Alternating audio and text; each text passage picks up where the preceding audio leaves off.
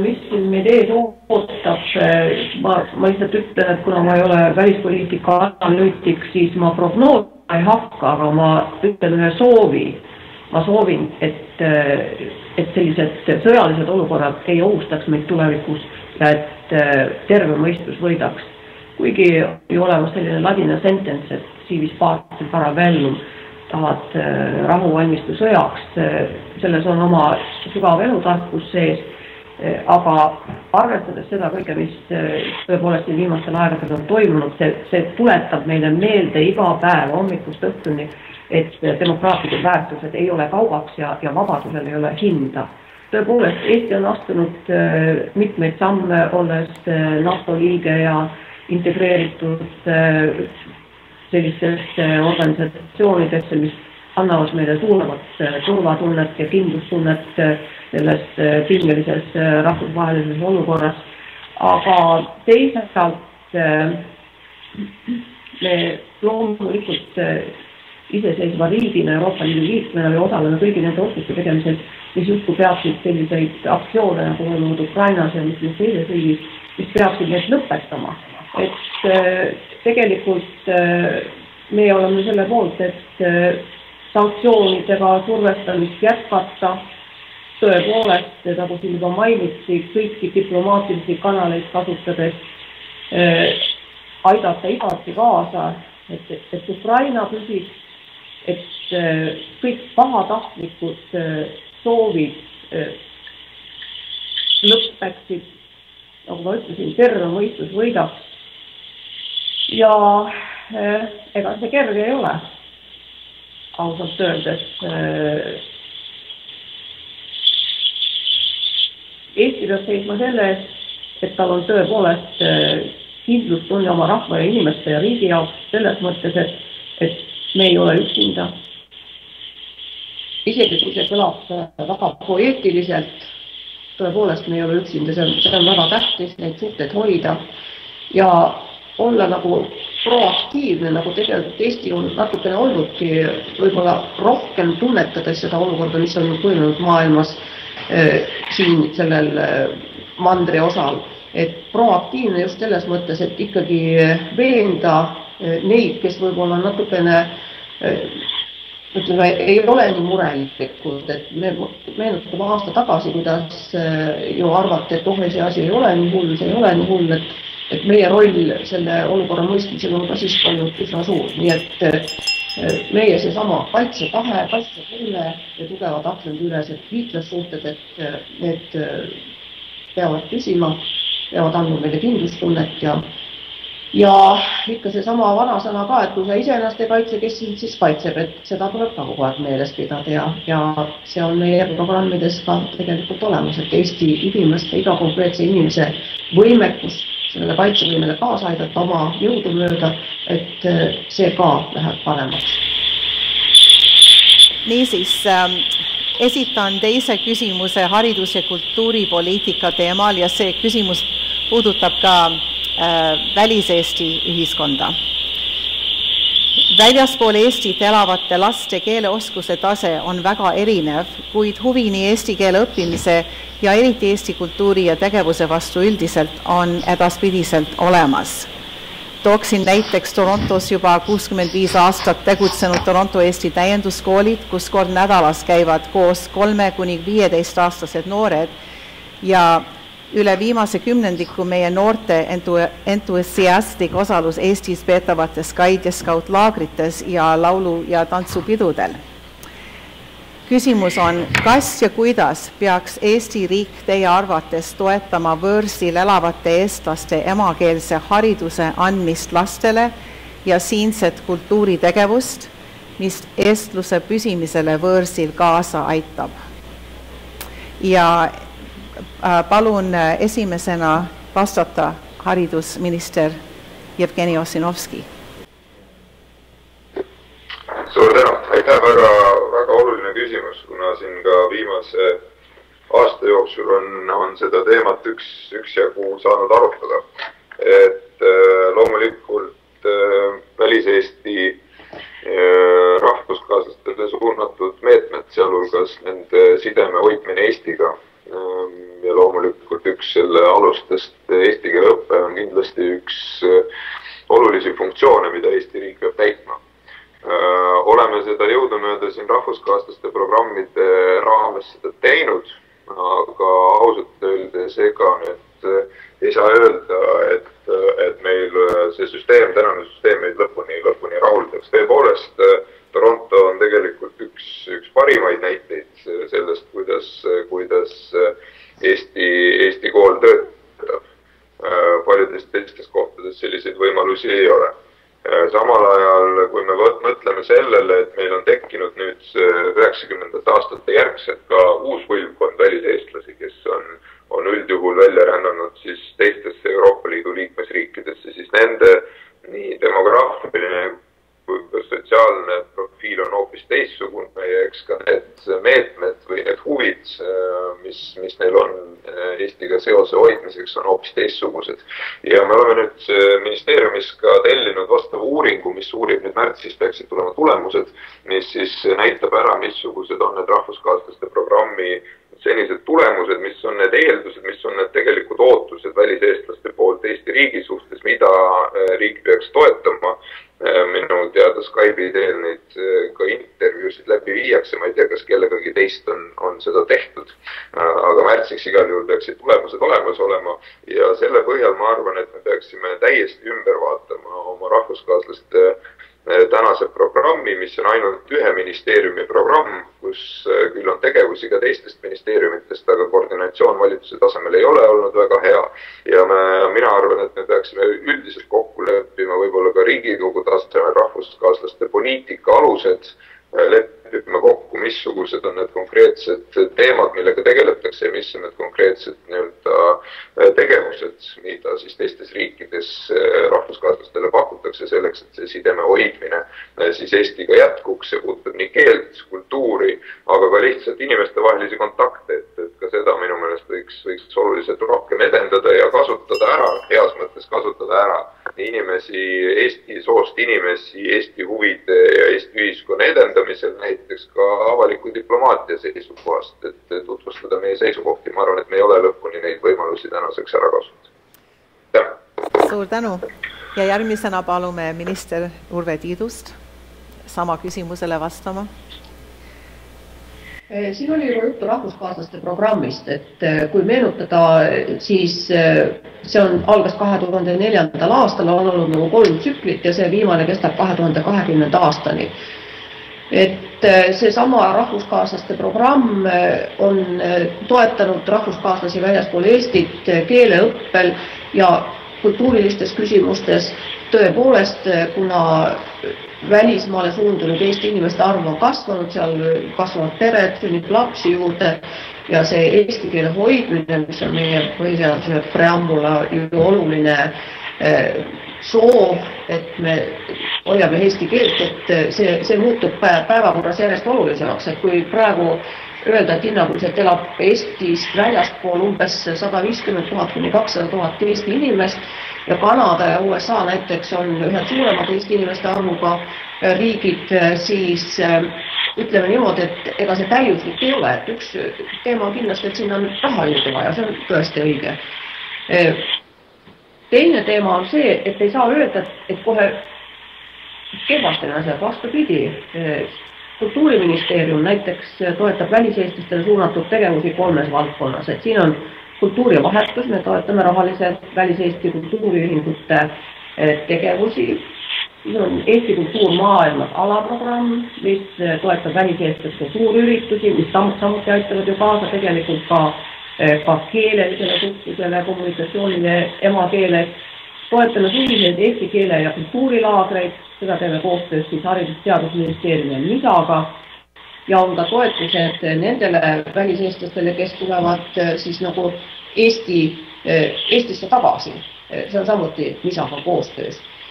Nii et sellel aastal näiteks, kui rääkida mõnest konkreetsest tegevusest, et siis Integratsiooni ja Migratsiooni Sihtasutus meie inimesed toetab eesti keele ja kultuurilaagreid Eesti päritolu noortele, kes elavad väljaspool Eesti Vabariiki ja neid on ka tehtud juba tegelikult nüüd siis 15 aastat järjest. Üldiselt ongi oluline õpetada keelt lastele luua suhtlemisvõimaluse lastele ja noortele, lihtsalt, et kujuneksid need keeleharjused areneksid ja siiski säilis side nii-öelda selle oma juurte maaga, et isegi kui maailmas läbi lüüakse, hakkama saadakse ja elataksegi mujal maailmas kultuuri, kui avatud maailm on globaliseerunud, siis tunnetatakse, et see Eesti ja Suur tänu. Järgmisena ma paluksin Jüri Adamsit. No, mul on küll tunne, et asjad ei ole sugugi korras. Vähemalt viimase 10 aasta jooksul oleme me järjestikku haridusministrite suust kuulnud seda, et kõige tähtsam asi on õpetajate töökohtade säilitamine ja õpetajate palkade säilitamine või tõstmine ja sinna juurde peaaegu mitte ühte sõna sellest, et mida siis kõik annaks lastele. Ma arvan, et üks häda, mis takistab meil tõsisemalt edasiminekut, on see viga, mis tehti päris Eesti riigi taastamise alguses, kui võeti vastu poliitilised otsused, et kõik koolitatuga seotu on jagatud pooleks osalt kohaliku omavalitsuse tegevuse valdkonda ja teiseks siis riigi keskvalitsuse, kes peaks nagu ideaalis andma siis kõik raha selleks, mis vaja on ja kohalik omavalitsus palkaks õpetajad ja hoiaks korras majad. See oli viga. See peaks praegusel ajal selge olema ja tõenäoliselt edasiminek peaks minema seda teed, et vähemalt nendelt omavalitsustelt, mis ei ole suutelised tegelema koolide pidamisega, et ülesanded läheksid ära riigile. Ja siis võib-olla avaneks võimalus seda, et me ei peaks enam rääkima niimoodi 19. sajandi tüüpi koolitamisest ja õpilase ja õpetaja suhetest, vaid võiksime hakata mõtlema ka sellele, et on teisi igasuguseid koolitamise meetodeid olemas või vähemalt on neid võimalik välja mõelda. Näiteks praegusel interneti ajastul oleks võimalik nii välismaal elavate Eesti laste koolitamine, aga ka Eestis elavate selliste laste, kes ei ole niisuguses kohas, kus lähekõlaseks kooli, see oleks võimalik leida tõenäoliselt mingeid täiesti uusi vorme ja kanda üle näiteks interneti abil teistesse võimalustesse. Mina nagu ootaksin pigem sellest, et meil ei oleks enam olukord niimoodi, et õpilane vaid on see ühik ja instrument, mis põhimõtteliselt on vajalik ainult selleks, et õpetaja palgaraha tuleks kokku. Suur tänu, te vist kaldusite natukene küsimuse teemalt kõrvale, nii et võib-olla ma kordan seda küsimust veel kord enne, kui Marko Mihkelson vastab. Küsimus oli sellest, kuidas Eesti riik võiks toetada võõrsil elavate eestlaste emakeelse hariduse andmist lastele ja meie kultuuritegevust. Nii et Marko Mihkelson. Ja kindlasti, et Jurve kui Jevgeni väga põhjalikult tegelikult juba käsitlesid meie rahvuskaatlaste programmi, mis on aastaid minu arvates loonud päris head eeldused selleks, et siit nagu edasi liikuda. Et tõepoolest, kui Jevgeni viitas, et Haridus- ja Teadusministeerium on tegemas nagu täiendavat uuringut selles osas, kas ja millisel viisil peaks siis olemasolevat programmi täiendama või laiendama, see on minu arvates täiesti hädavajalik, sest et praegu hetkel on võetud see samm kuni aastani 2020, aga me näeme tegelikult, et tõesti Eesti kogukond on ju muutumas ja laienemas maailmas ja on erisuguseid probleeme, erisuguseid nii-öelda tegevused. Tõepoolest Torontos, kus minagi olen käinud ja tuttunud ju ja teie tegevusega seal, siis see teie aktiivsus ka vastavate programmide kasutamiseks on väga nähtav. Aga näiteks, kui meil on siin samas naaberriigis Soomes ju erinevatel andmetel elamas, töötamas üle 60 000 eestlase siis mis on huvitav, et tegelikult nende huvi või sealt lähtuv huvi siis oma laste kasvatamiseks või nendele eesti keele õpetamiseks pole sugugi nii suur, kui me tegelikult võiksime arvata, et samamoodi ka mitmes Euroopa riigis või ka kaugemal, nii et tegelikult see on väga oluline ikkagi meil ka Eesti riigi ja siis valitsuse kontekstis tähele panna, et meid ju lõppkokkuvõttes maailmas väga palju ei ole ja eesti keele, kultuuri, meie eesti meele nii-öelda alalhoidmine ja tugevdamine kõikjal maailmas, kus eestlased elavad ja Eesti kogukonnad on või seltsid tegutsevad või ka koolid tegutsevad, et see on äärmiselt oluline ülesanne riigile. Praegu aastane selline kulu on kuskil või investeering selles programmi on umbes 700 000 euro ringis, aga kindlasti ma usun, et siin on ruumi ka valitsusel leida võimalusi seda programmi laiendada, et ma olen ka Jevgeniga täiesti nõus, et tänases sellises väga läbipõimunud maailmas ja nagu me siingi ju suhtleme vahetult Skype'i vahendusel, et me oleme kõik omamoodi ikkagi oma maa või oma rahva esindajad ja see avalik diplomaatia on täna oluliselt tähtsam, kui ta kunagi varem võib-olla on olnud ja mis on parem viis seda head positiivses mõttes patriotismiga üle maailma eestlaste seas hoida, kui Eesti riik ise võimaldab ja aitab siis ka nii keelt kui kultuuri tugevdada. Aitäh! Suur tänu teile! Nüüd siis palume ka küsimusi meie kuulajaskonnalt. Tere, minu nimi on Merli Tamtik ja minu küsimus on väga lühike ja konkreetne. Kas teie erakond toetab topeltkodakondsust Eestis? Meie erakonnas on nendel teemadel olnud tõsiseid arutelusid. Ja meie seisukoht siiani on olnud, et me peame hoidma kodakondsuspoliitikas sellist joont, mis kindlasti ei tekitaks, ütleme siis tagaukse võimalusi nendele, kes tegelikult tahaksid Eesti kodakondsust siis kasutada või meie nii-öelda ühiskonda selles mõttes nagu lõhestada, aga kindlasti minu enda personaalne kogemus kas või oma lapsegi näol, kellel on nii Briti kui Eesti kodakondsus täna, et on alaealine, siis ma usun, et see on paljude inimeste jaoks küsimus, mis vajab lahendamist. Küsimus oli esitatud küll Marko Mihkelsonile, kas keegi teine teist soovib ka kommenteerida? Arvates kindlasti peaks lubama topeltkodakondsust, kui me vaatame viimase 10 aasta arenguid Euroopa kodakondsuspoliitikas, siis sisuliselt on Euroopas jäänud 4 riiki, kes topeltkodakondsust ei luba. Aga need, kes on olnud väga konservatiivsed, on tegelikult viimastel aastatel, kõik viimase 10 aasta jooksul tegelikult topeltkodakondsust lubanud, sest põhimõtteliselt on kodakondsuse mõiste iseenesest muutumas. Sest avatud Euroopas, Euroopa Liidus on loomulikult inimesed elavad erinevates riikides, abielluvad teisest rahvusest inimestega, saavad nendega lapsi ja nii edasi. Nii et mina ei näe mitte mingisugust lojaalsusküsimust selles, kui inimene sünnib ja tal on 2 kodakondsust ja ma arvan, et ta ei pea valima nende 2 vahel. Kas keegi teine soovib veel vastata?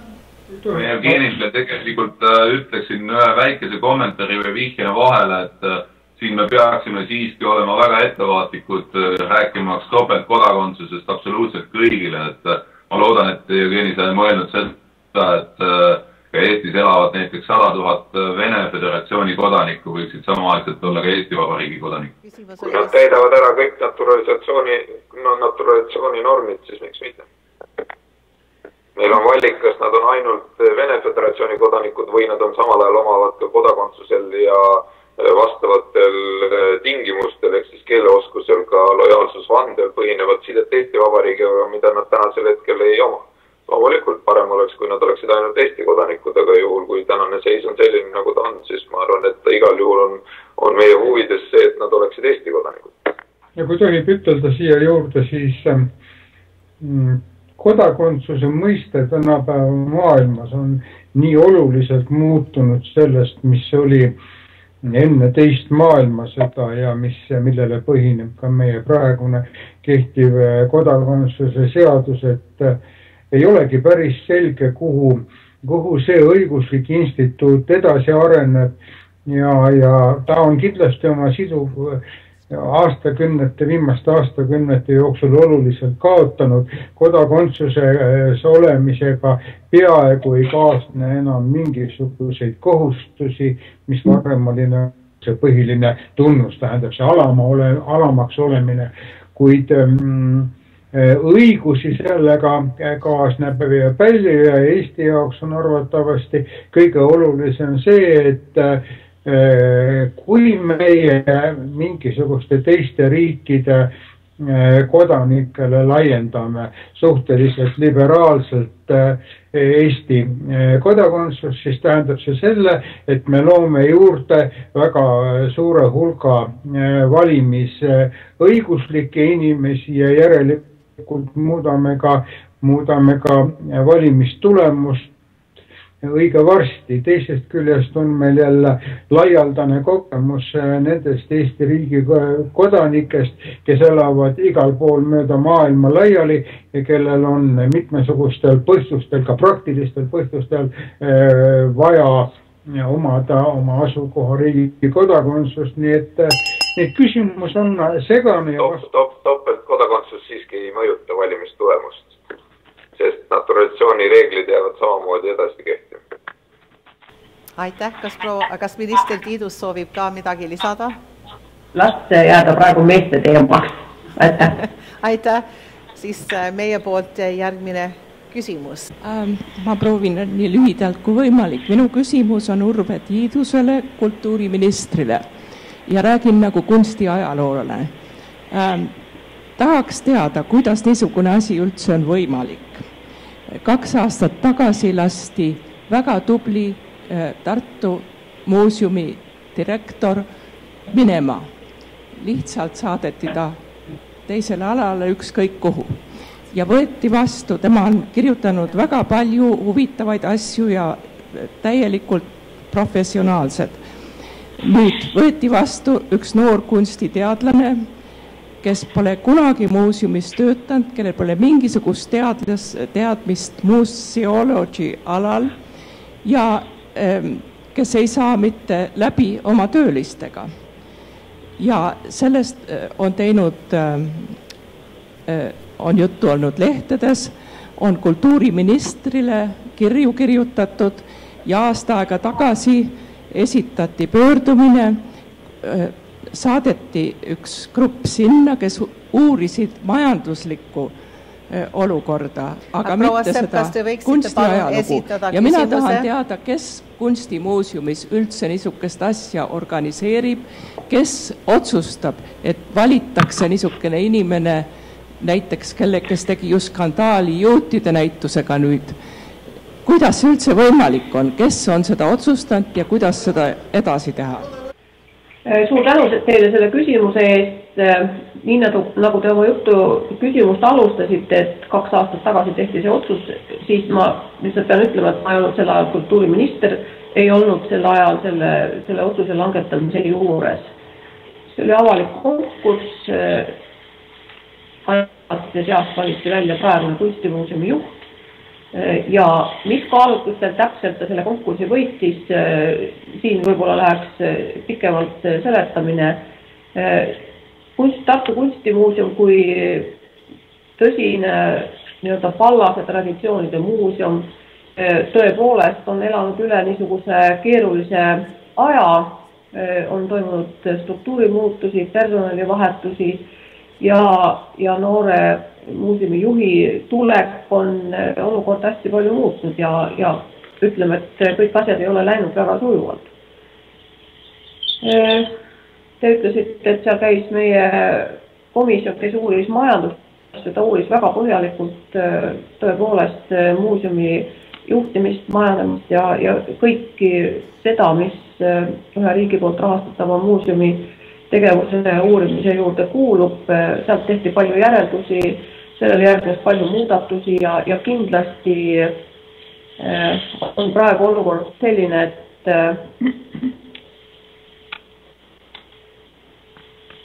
et Tartu kunstimuuseum toimib.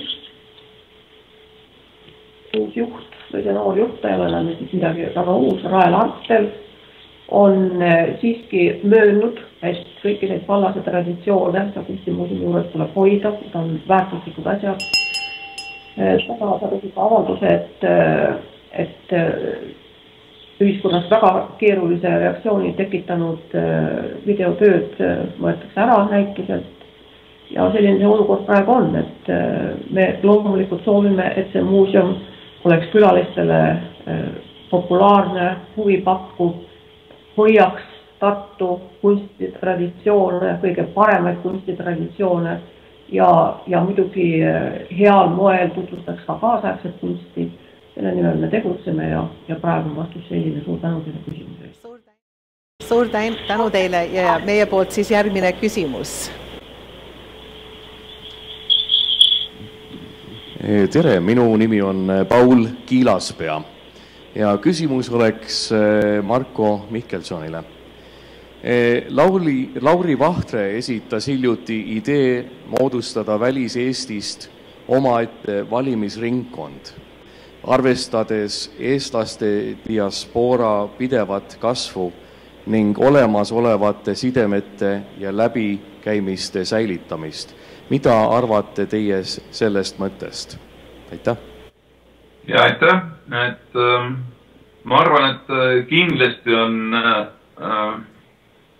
on väga oluline, et need inimesed, kes on valimisõiguslikud ja elavad kas siis Kanadas või Soomes või mõnes teises riigis, et nende huvi ja aktiivsus tõesti osaleda ka Eestis tehtavate poliitiliste otsuste juures ehk siis läbi valimiste oma seisukoha või hoiaku väljendamisel, et kõige olulisem on see, et kui see oleks täiendav motivaator, see valimisringkond, mida Lauri ideena välja käis, miks mitte võiks seda arutleda, aga eks loomulikult kõik sellised valimistega seonduvad küsimused ja valimissüsteemiga seonduvad küsimused on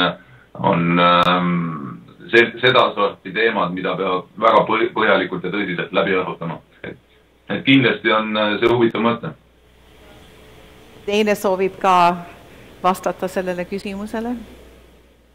Ja kui tohib, ma vastaks paari sõnaga.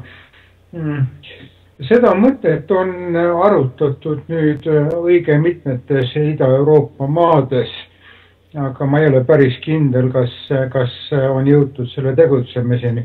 Paar aastat tagasi käisin Leedus ühel konverentsil, siis Leedu juhtiverakond oli täiesti veendunud, et kuna niivõrd palju leedulasi teenib leiva praegu välismaal, et peaks 1 või 2 sellist valimisringkonda olema. Päris kindlasti võib väita ainult ühte asja, et kui selline asi moodustatakse ja kui see valijate arvu suhtes oleks sobiks meie valimisringkondade süsteemi, siis ilmselt käivituks üks niisugune nähtus, et kerkiksid väljaspool Eestit elavate eestlaste hulgas oma poliitikud, kandidaadid, kes hakkaksid sellises valimisringkonnas oma kandidatuure üles seadma ja jõuaksid siis ka Eesti Riigikokku. Nii et kui see on meie tuleviku arengule õige tee, siis tuleb see teha. Esialgu on küll lähtutud sellest ideest, et enamikul eestlastel on nii ütelda oma päritolu ringkond, oma juurtega ringkond, kuhu ta kuulub. Minister Ossinovski. Ja minu meelest on oluline see, et kõik Eesti kodanikud valima läheksid ja hääletaksid, et see, missugustes ringkondades parasjagu asjad jagunevad, et see minu meelest on vähem oluline, aga eks seda mõtet võib edasi arendada. Ma tean, Prantsusmaa hiljuti viimastel valimistel rakendas seda üle mere Prantsusmaa valimisringkonda. Üks kandidaat käis isegi siin minuga Eestis rääkimas, aga eks ta oli natukene selline, ei teadnud ise ka, mis ta täpselt teeb. Nii et ma ei ole kindel, kui hästi see praktikas välja tuleb, see mööda väliskogukondasid ringi rändamine. Aga seda võib ju täitsa arutada. Suur tänu teile. Ja nüüd me võtame veel ühe küsimuse. palun esitage nimi. Tere, minu nimi on Markus Alliksaar ja minu küsimus on suunatud igaühele, kes tahaks vastata. See on Kaitseväe teemade kohta. Ja mis ma olen lugenud, et mõned välispoliitika kommentaatorid on avaldanud arvamus, et Putini järgmine militaarseiklus toimub Balti riikides. Selle tõttu ma tahaks küsida spetsiifilisest, kuidas teie arendaks Eestimaa kaitsevõimet lähitulevikus? No mina alustaks võib-olla, et meil oli just täna õhtul või siis Eesti järgi eile õhtul just välis- ja kaitsepoliitika debatt Eesti televisioonis, rahvusringhäälingus ja eks see on väga aktuaalne küsimus. Esiteks ma tahaks muidugi rahustada tõesti selle koha pealt, et seda seiklust on ikkagi ette võtta väga keeruline. Ja keeruline sellepärast, et Eesti ja ka teised Balti riigid ei ole sugugi mitte nii-öelda üksinda, vaid nad on NATO riigid ja kui siin peaks juhtuma midagi väga halba, siis juhtub väga halba ka kogu NATO-ga. Nii et tegelikult see NATO nii-öelda reageering sellele, mis on viimase 12 kuu jooksul toimunud, on olnud väga kiire ja jõuline. Loomulikult me eeldame, et liitlaste poole pealt nende kohalolek meie regioonis ka Eestis suureneks võrreldes sellega, mis on praegu, muutuks püsivaks, sest me näeme, et need probleemid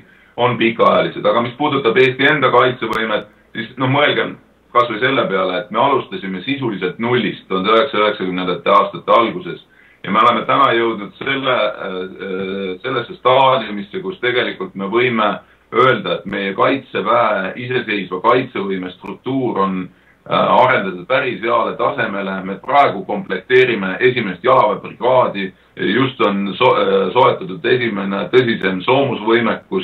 Me räägime sellest, et 10. lõpuks ei saaks välistada, et meil võiks olla oma tankipataljon ja keskmaa õhutõrjesüsteemid. Me peame tegelikult arvestama seda, et meil on ressursid loomulikult piiratud ja me ei tohiks õhulosse teha ja kasutama seda ressurssi, mis meil on.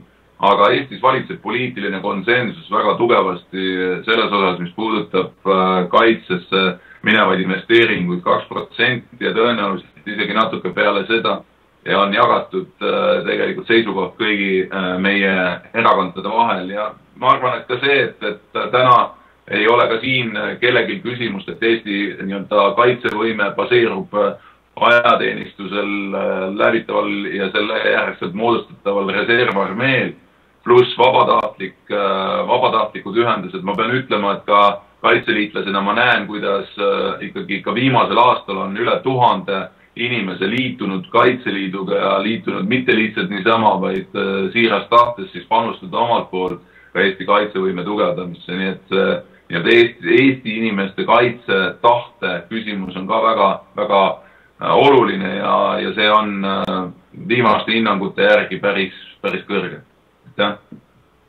Kui tohib, ma paneks paar kommentaari, ütleks siia. Mulle ei tundu küll tõenäoline, et me võiks oletada, et lähiaastatel Venemaa võtab ette mitut sõjalist avantüüri erinevate naaberriikide vastu korraga. Nii et tõenäolisem on see stsenaarium, et kõigepealt tükeldatakse Ukraina ära, siis tekivad probleemid sellega, et on vaja Kasahstani tükeldada ja siis on küsimus, kuivõrd Venemaa huvidele vastab sõltumatu Valgevene riigi. Ma arvan, et ütelda, nende inimeste meeles, kes unistavad võimalikult suure Vene impeeriumi taastamisest, meie tõenäoliselt ei ole päris järgmine number, aga kuskil kaugemal nimekirjas oleme me küll. Proua Tiitos, palun. Jah, hää küll. Ma lihtsalt tahtsin öelda Reformierakonna rahvastiku strateegia kohta mõne sõna. Et mina kindlasti ei oska prognoosida, et kuidas Venemaa käitub ja mis mõtted tal seal peas liiguvad, kuid parem on arvestada igasuguste variantidega, et Eesti paremaks kaitsmiseks, siin juba Marko Mihkelson nimetas mitmeid asju, aga paremaks kaitsmiseks näiteks Ämarisse rajatakse regionaalse õhuväe treeningkeskus, laiendatakse Kaitseväe keskpolügooni, et see oleks võimeline vastu võtma liitlaste suuremaid soomusüksusi, saaks olla treeningpaigaks ja tõepoolest see kaitsetahte kasvatamine inimestes endas, et mõistmine, et mingisugused oskused on nagu vajalikud muutunud olukorras, et see on väga tähtis ja ma nimetan ka seda, et ju meil naised on Kaitseliitu liitunud sellised nooremad naised. See on ka väga huvitav areng. Suur tänu. Minister Ossinovski. Jah, et ma lihtsalt kordaks üle, et ma olen täitsa nõus, et hetkel ehkki väljast võib-olla tundub niimoodi, siis tegelikult ei ole kindlasti kuidagi sõjaline rünnak Eesti vastu kindlasti päevakorral.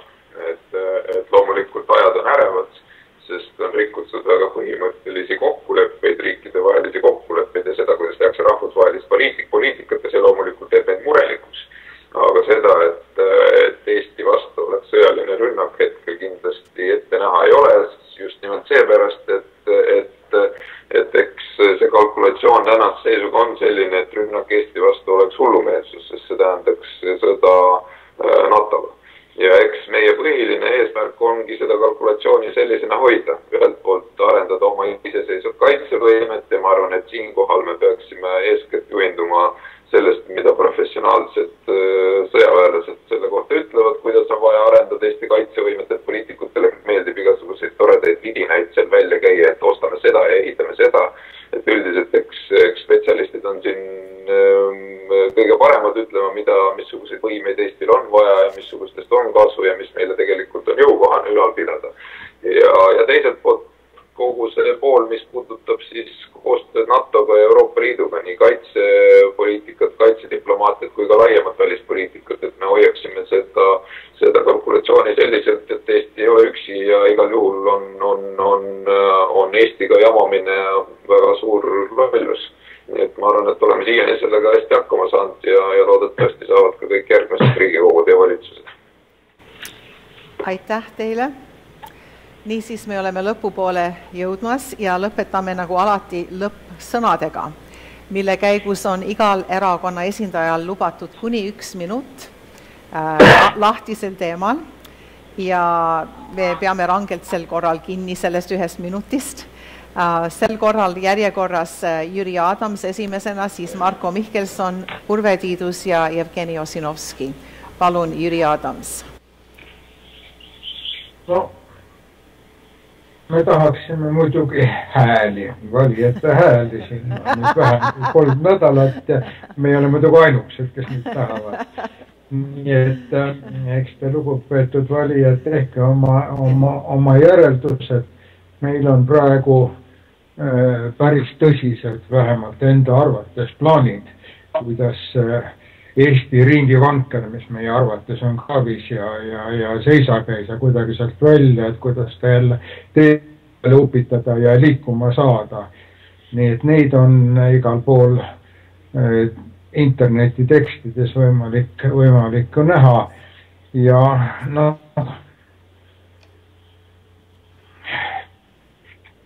aeg paistab ka olevat juba nii kaugel, et Eesti riigi vähemalt sisepoliitilises korralduses oleks vaja mingisuguseid uuendusi, et ei oleks pidevalt see ühe ja sama passiansi ladumine. Ja aitäh, et kõigepealt ma tahaksin tänada veel kord selle väga vahva ürituse eest, olgugi et Eestis on südaöö, aga ma arvan, et nii mõnigi võib-olla küsimus on nüüd natukene selgem ka teile seal ja ma arvan, et kõige olulisem ehk praegusel ajahetkel on ikkagi kaasa mõelda nende küsimuste üle, mis on Eestile ja Eesti kogukonnale terves maailmas olulised ja kui teil see võimalus ja tahtmine on, siis kindlasti ka aktiivselt läbi valimistel osalemisega ka oma mõju sellele anda, et millist suunda Eesti võiks siis peale 1. märtsi toimuvaid valimisi võtta. Et ma kindlasti ei ole nõus Jüri Adamsi liiga pessimistliku arvamisega, et Eesti riigivanker on kuidagi nagu kraavis. Ei ole kindlasti seal, et ka Vabaerakonnas on väga palju inimesi, kes on seda vankrit vedanud läbi 20 aasta. Aga ma arvan, et mis on oluline, et kõigi nende praeguste sündmuste taustal, mis maailmas toimub, Eesti peab lihtsalt võtma uue reformikursi, millele ka tegelikult meie erakond IRL on oma programmis väga palju ettepanekuid tegemas. Täname. Järgmisena palun minister Tiidus. Kultuuriministrina ma ei saa siiski mööda sellest, et tunnustada Kanada selleid eestlasi, väliseestlasi, kõiki, kes te osalete kultuurielus ja tulite näiteks eelmisel aastal laulu- ja tantsupeole väga suure esindusega, fantastiline. Et ma loodan, et te saate tantsimist, laulmist ja koorilaulu jätkata ja sel aastal, kui siis Eesti Laulupidu tähistab suurt juubelit, et te olete veelgi suurema esindusega kohal. Kindlasti Eesti riik toetab kultuurilisi tegevusi. Ma et sel aastal te peate Läänerannikul Eesti päevi Kanadas Whistleris, et soovin edu nendele päevadele ja ühtlasi tahan soovida õnne ka Markusele, kes tänast üritust on aidanud organiseerida meie presidendi teenemärgi saamise puhul ja samuti Allan Tederid. Nii et kui me räägime sellest muutunud maailmast ja ohtudega maailmast, siis tegelikult kultuur on see võti, mis tegelikult vähendab selliseid julgeolekuriske kõige toredamal moel. See on rahvadiplomaatia kõige toredam vorm üldse, et jõudu teile kõigile sinna Kanadasse. Ja valima minge muidugi. Aitäh! Aitäh teile ja minister Ossinovski lõppsõna. Aitäh minu poolt ka selle ürituse korraldamise eest igal juhul väga meeleolukas, et vahelduseks siin omavahelisele vaidlusele saab natukene rääkida ka inimestega, kes võib-olla igapäevaselt seda nii pingsalt ei pea jälgima seda, mida poliitikud siin Eestis omavahel teevad. Aga ma arvan, et Eesti on, et suurtes asjades oleme me ühte meelt. Ma arvan, et me oleme Eesti riigis ja ühiskonnas saavutanud üsna paljud. See on kindlasti tunnustus kõikidele nendele inimestele, kes selle nimel on pingutanud ja ma ei mõtle see mitte poliitikuid, vaid kõik Eesti inimesi, kes selle nimel on pingutanud, kas Eesti sees või Eestist väljas. Aga eks ikka on niimoodi, et need lahendused, mis viivad meid punktist A punkti B, ei pea meid viima edasi punktist B punkti C, ehk siis oleme jõudnud tänaseks sellise keskmise sissetuleku lõksu. Meil on tegelikult meie tööjõu tootlikkus ja ettevõtete tulu ei rahulda meid, see ei rahulda meie inimesi, ei rahulda meie ühiskonda ja me peame rakendama tegelikult uusi meetmeid, uue käigu sisse panema selleks, et olla edukad edaspidi 50-15 aasta pärast. Ja eks sellest ma arvan, et see on see põhiküsimus ja loodetavasti siis valijad teevad ka mõistliku otsuse nagu tavaliselt. Aitäh! Aitäh teile! Nüüd meie tänusõnad esitab ja lõppsõna meie poolt esitab teile meie Kanada aupeakonsul Laas Leibat. Tere hommikust! Varsti on teil aeg kausitäis pudru süüa ja koera välja jalutama viia. See on nüüd küll ajalooline verstapost, mida me tegime täna õhtu. Ma usun, et see on esimest korda, kui Eesti poliitikud paneeli kaudu on diskussioonis olnud eestlastega börsil just enne valimisi.